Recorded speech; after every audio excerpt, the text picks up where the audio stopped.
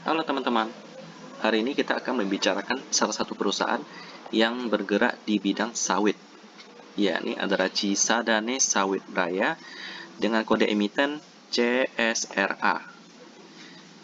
Kita tahu sekarang ekonomi lagi pulih kembali ya, maka konsumsi masyarakat juga akan bertambah ya teman-teman, dan tentunya akan berimbas baik kepada CSRA yang bergerak di bidang kelapa sawit.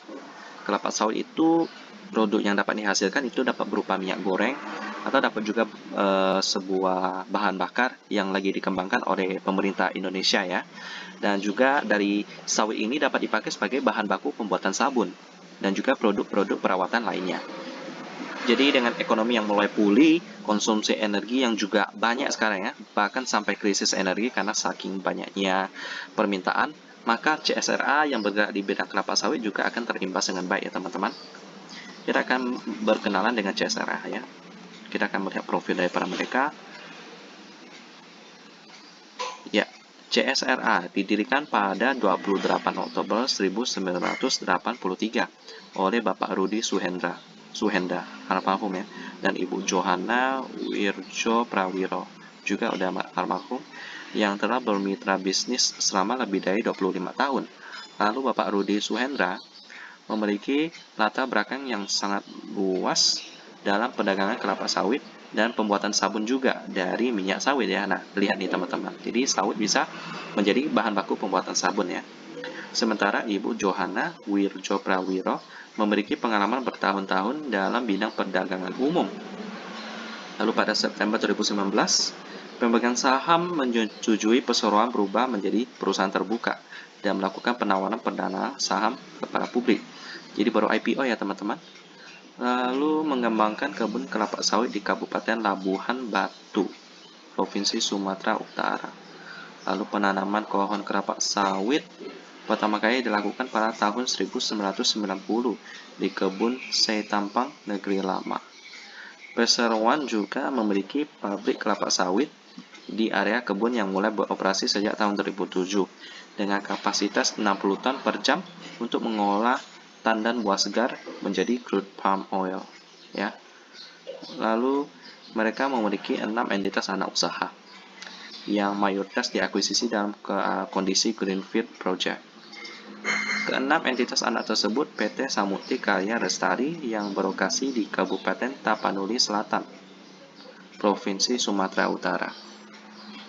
Sampai saat ini, perseroan memiliki perkebunan kelapa sawit dengan lahan area usaha mencapai 29.000 hektar dan lahan tanam mencapai sekitar 17.500 hektar dengan produksi TBS mencapai 260.000 ton per tahun dengan jumlah total karyawan perseroan dan entitas anak usaha per Desember 2020 sebanyak 3.543 orang. Perseroan senantiasa mengutamakan efektivitas dan efisiensi dalam pemanfaatan sumber daya serta memiliki kemampuan dan ketangguhan untuk bersama-sama membangun kekuatan yang solid demi mencapai perubahan yang lebih baik. Perseroan memiliki komitmen terus tumbuh, maju, dan berkembang mencapai puncak kesejahteraan dengan tetap mengedepankan harmonisasi antara manusia dan lingkungan. Jadi CSRA ini lumayan besar ya teman-teman, yang bergerak di bidang kelapa sawit. Dan inilah beberapa perkebunan daripada mereka. Ada di Musirawas Utara,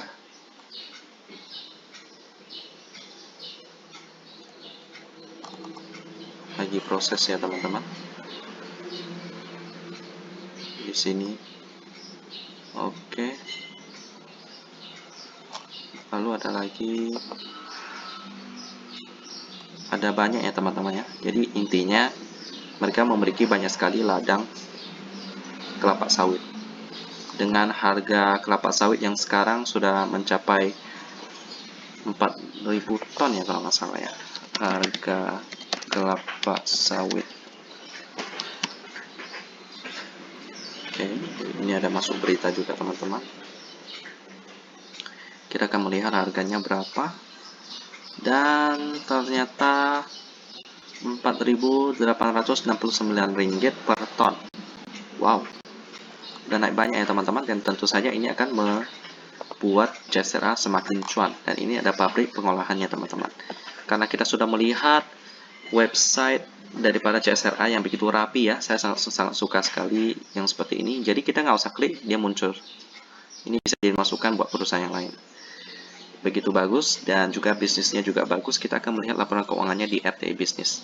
Bagi teman-teman seperti biasa yang ingin melihat bagaimana cara saya menggunakan RTI Bisnis tutorialnya, boleh klik video saya yang ada di atas sini. Dan sekarang mari kita masuk ke RTI Bisnis.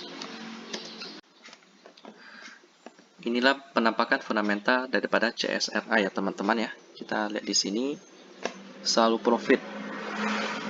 Mereka baru IPO pada tahun 2019 ya. Listingnya pun tahun 2020. Ini masih sangat baru untuk saham yang satu ini ya. Kita akan melihat apakah pernah bagi dividen, masih belum ya. Semoga tahun ini bagi dividen karena earning per share-nya tinggi sekali teman-teman. Karena didukung dengan kenaikan harga minyak sawit, harga CPO, harga kelapa sawit ya. Lalu kita lihat di sini di fundamentalnya operating profit lebih besar daripada net profit, which is very nice. Lalu di sini PER-nya 5,6, wow, nice. Lalu profitability-nya di operating profit margin 36%, nice. Net profit margin juga 21%, nice.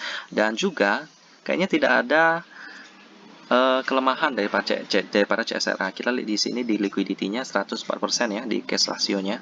Berarti dia sangat mampu untuk membayar hutang jangka pendeknya ya. Tidak ada kelemahan sama sekali daripada CSRA. Jadi apakah layak untuk diinvestasikan? Jelas iya.